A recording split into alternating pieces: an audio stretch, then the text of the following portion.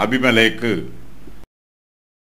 Abraham அவ்விடம் விட்டு தென் தேசத்திற்கு பிரயாணம் பண்ணி காதேசுக்கு சூருக்கு நடுவாக குடியேறி கேராரிலே தங்கினான்.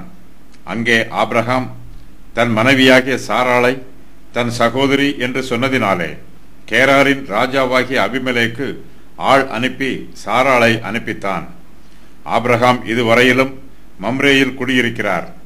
இப்பொழுது அவர் அவ்விடம் விட்டு தென் தேசத்திற்கு பிரயாணம் பண்ணுகிறார்.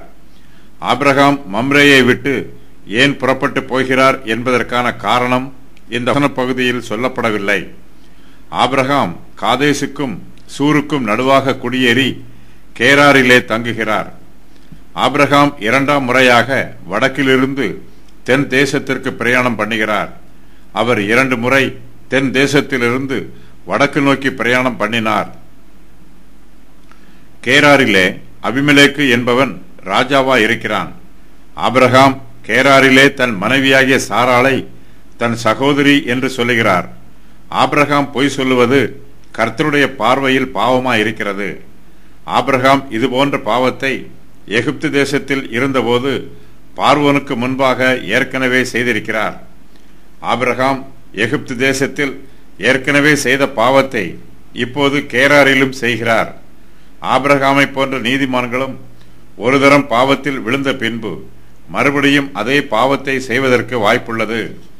சோதனை நாம் எதிர்பாராத வேளையில் எதிர்பாராத விதமாக வரும். மாம்சம் பலவீனமானது, சோதனை பலம் உள்ளது. ஆபிரகாம் கேராரில் இருக்கும்போது மறுபடியுமாய் சோதிக்கப்படுகிறார். அவர் தன் மனைவி சாராளை தன் சகோதரி என்று சொல்லி மறுபடியும் பாவம் செய்கிறார். கேராரில் ஆபிரகாம் தன் மனைவியாகிய சாராளை தன் சகோதரி என்று சொன்னதினாலே கேராரின் ராஜாவாகிய அபிமெலேக்கு ஆள் அனுப்பி சாராளை அழைப்பிக்கிறான். எகிப்தின் ராஜாவுக்கு பார்வோன் என்று பெயர். அதுபோல கேராரின் ராஜாக்களுக்கு அபிமெலேக்கு என்று பெயர். இவன் நீதி உள்ளவன், மெய்யான தேவனை ஆராதிக்கிறவன். கிதியோனுடைய ஒரு குமாரனின் பெயர் அபிமெலேக்கு.